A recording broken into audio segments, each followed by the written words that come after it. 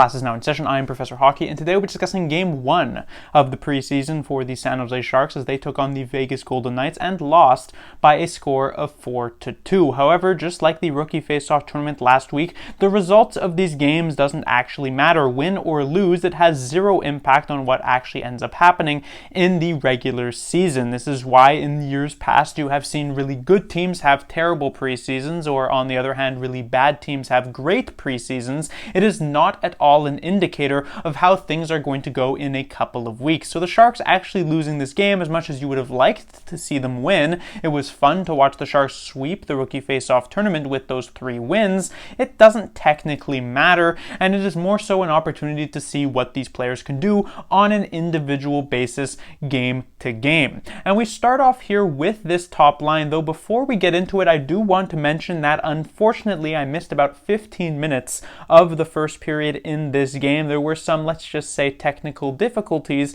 with actually being able to watch the Sharks stream, but I got it settled and I watched the rest of the first as well as the entirety of the second and third periods, so that is where my opinions will be focused on. And so we start off with this top line, technically not the first line for the Sharks here tonight, at least not according to their lineup card. This would have been the second line, but the reason I want to talk about them first is because it includes Macklin Celebrini. Now, Celebrini was we saw him in a Sharks uniform last week in the Rookie Faceoff tournament. He played 1 game, and in that game, he was certainly one of the better players for the Sharks. He showed off a lot of speed, a lot of talent. He was quite good, but was he some game-breaking talent that we saw there? Not so much. He was good, but he wasn't great. Here tonight, in his first preseason game for the San Jose Sharks, with the level having been raised, Celebrini was outstanding. He was not just one of the best players for the Sharks, he was far and away the best player on the ice. Incredibly dominant performance at even strength, which was a situation that the Sharks struggled with throughout this game in terms of creating offense. Celebrini was on top of it. His line was one of the only ones that could actually create offense on a consistent basis, and Celebrini was the major reason for that. But then also on the power play, Celebrini managed to shine immensely. I already had previously talked about how these younger players would have a great opportunity on the power play just thanks to having more space on the ice available to work with. We saw that very much with Celebrini. Not only does he manage to score a goal here on a beautiful one-timer, but then he also sets up a great goal for Tyler Toffoli on a beautiful pass. So generally, an outstanding game for Celebrini. This truly raises the hype levels for this player going into the regular season. It truly raises the stakes here for him as a player, and I can't be any more excited to see what he continue to bring, whether he gets like another 1 or 2 preseason games, what he actually ends up bringing once the actual regular season does start. When it comes to his 2 line mates here, we start off with Tyler Toffoli, who we see being paired with Celebrini for this game, which could perhaps be an indication of things to come in the regular season, and I think Tyler Toffoli complemented Celebrini very, very well. Toffoli is one of the better finishers in the entire league. There's a reason this is a player who can consistently put up at least 25 to 30 goals per season. Him being matched up with a strong playmaker like Celebrini will be very, very good. We saw tonight that Toffoli was ready for pretty much anything that Celebrini was able to throw at him, including that goal that he did score on the power play. So I thought that was quite nice to see, but at the same time, it should obviously be noted that in the preseason, especially for these veteran players, they're using it more so as an opportunity to try and get up to game speed and not so much to really show off all that much. And so while Toffoli wasn't fantastic and elite and maybe as good as one might think he will be in the regular season, that's not really a worrying trend here because, again, it's preseason, it's game 1, you're shaking off the cobwebs. He was still quite good.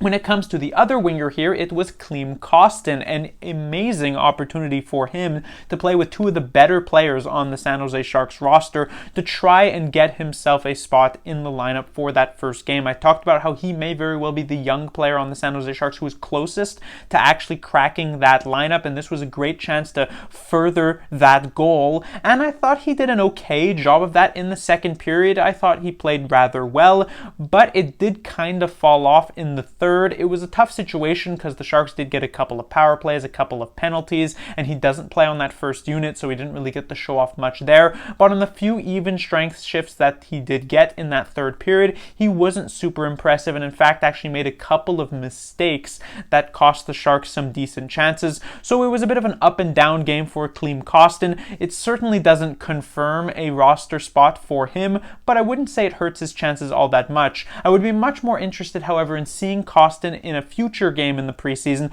but outside of a situation like this, because it is extremely unlikely that he'll be playing with Celebrini and Toffoli in an actual regular season situation, and is instead more so likely to find himself on a third line. So I'd like to see him in that type of position and see how he manages to do with that role. Then we get to the second line, which was technically the first line for the Sharks, of Eklund, Granlund, and Graf. Now, this was an okay line for the Sharks, but as I mentioned, it was really Celebrini who was getting the majority of the things done at even strength. This second line didn't really get to shine that much.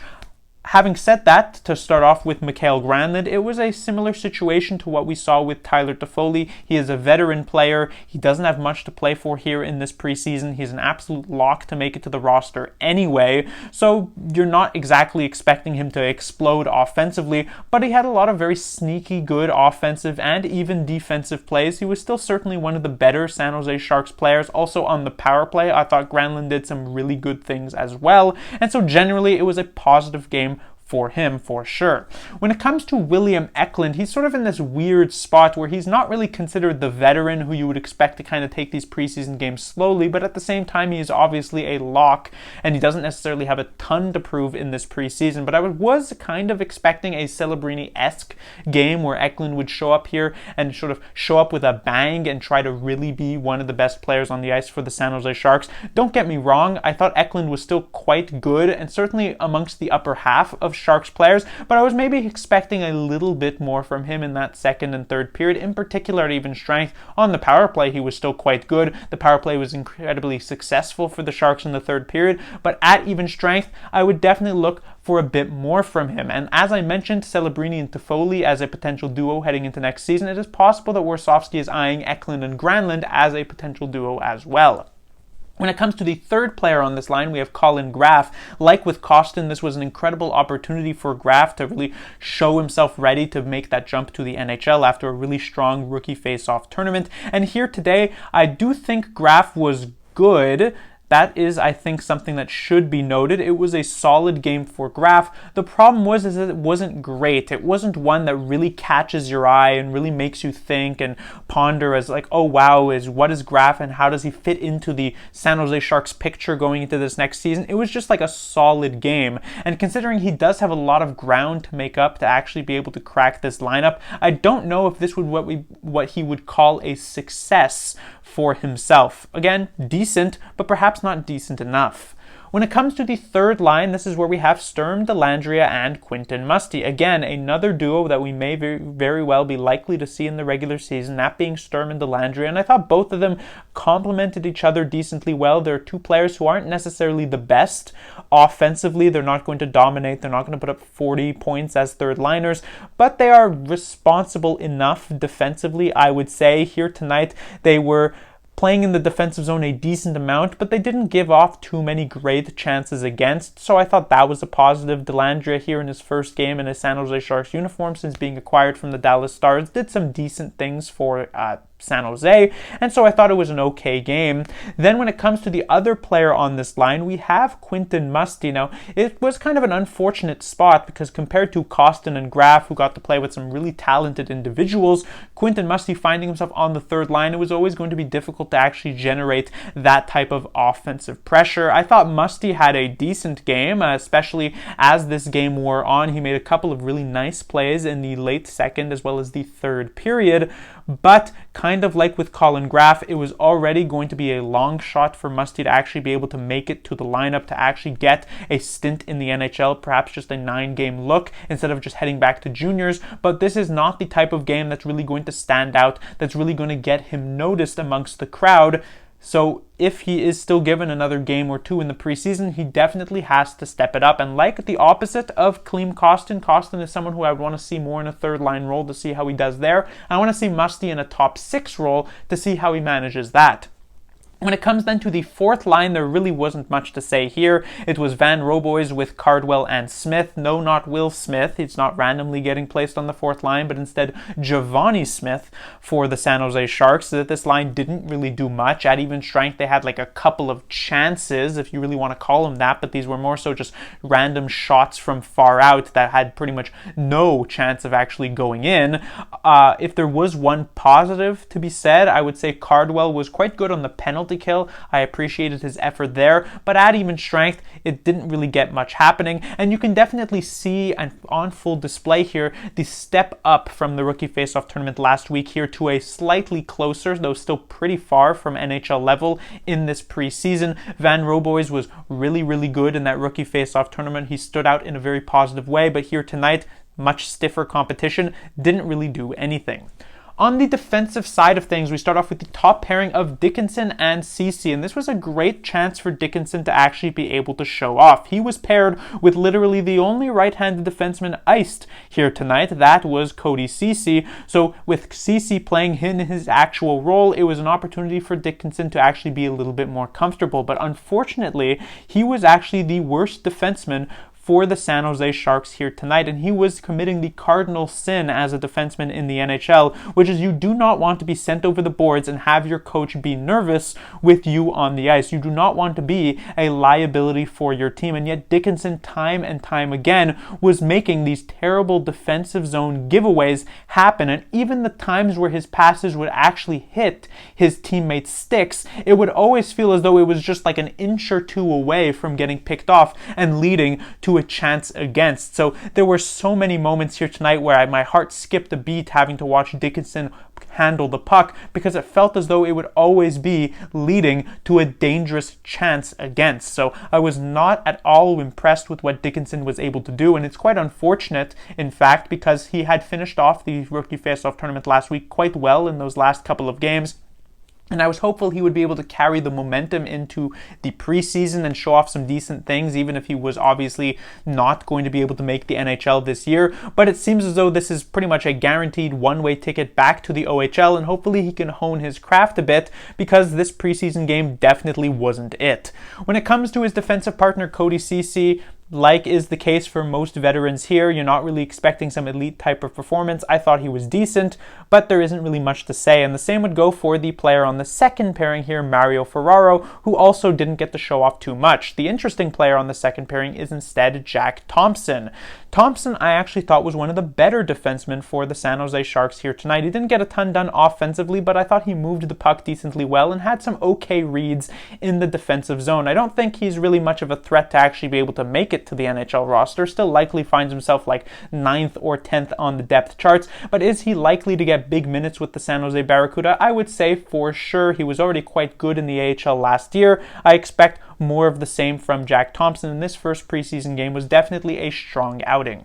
When it comes to the third defensive pairing, this is where we for sure have the most interesting player on defense, at least, and that is Luca Cagnoni. Just a couple of weeks ago, I thought as though Cagnoni was destined to head back to the WHL for his overager season in juniors, and yet now, just these couple of weeks later, not only does he look like a lock to make it to the San Jose Barracuda, but a lock to actually play some pretty big minutes with the Sharks minor league team. Cagnoni was once again outstanding here tonight. He was definitely the Sharks' best defenseman. He showed off some strong offensive talent, in particular when it came to quarterbacking the Sharks' #1 power play unit here tonight, but also defensively was very, very good for Cagnoni. He was able to absorb hits very well, keep himself on his feet, and still be able to make the play. He was able to dodge hits on top of that, but his defensive positioning was very, very impressive. He had an incredibly active stick, which is not easy to do, especially with someone who doesn't necessarily have the wingspan of like a Brent Burns type of player, and yet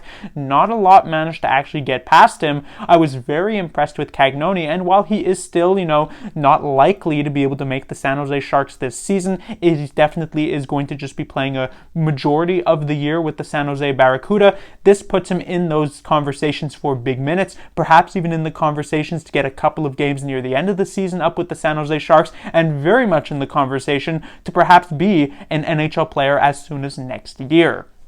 When it comes to his defensive partner, Henry Thrun, this was a tough spot for Thrun, having to play his offside here, right-handed defenseman, which is perhaps something he will have to do this season if, indeed, Benning is not able to play and Mukamba Dulin steps in. At that point, the Sharks will have 4 lefties and 2 righties. I thought Thrun had an okay game. It's certainly a couple of shakier moments. Perhaps that's because he's playing on his offside. Perhaps he's just trying to shake off the cobwebs here. But it should be noted, kind of like with William Eklund, he's not in that same veteran category as a CC or a Granlund or a Toffoli, where you're kind of expecting that slow build-up. You were maybe hoping Thrun would come out with a bit more of a bang, especially playing with Cagnoni, who I thought would really push him to be better. It was a decent game, but maybe not as great as one would have thought. And then it gets to the goaltenders for the Sharks. We have Blackwood and Romanov. They split times here down the middle. Blackwood played the first half, Romanov the second half, so I didn't really get to see much of Blackwood's, and in particular I didn't get to see the first goal that he did let in, but I did see the second one, which he honestly didn't have much of a chance on, so I think Blackwood was decent enough from what I had seen. When it comes to Romanov, he let in 1 goal. That was the third for the Golden Knights. This was a tough shot. One could theoretically argue that Romanov could have been able to get this, but at the same time it was perfectly paced. It was in a tough spot, so I don't blame Romanov too much. Generally a decent game for the goaltenders. Unfortunately, the players in front of them, especially at even strength, just couldn't really get it done. Didn't get to play enough in the offensive zone, and certainly didn't generate enough grade A chances. But that will do it for this review. The Sharks will be back in action on Tuesday for their second preseason game. That will be against the Anaheim Ducks. We shall see how the lineup changes. I'm expecting many different substitutions in and out, and we'll get closer and closer to the regular season. Things will get locked down a bit more, and of course, with how a couple of these players did perform, I'm very, very excited. Class dismissed.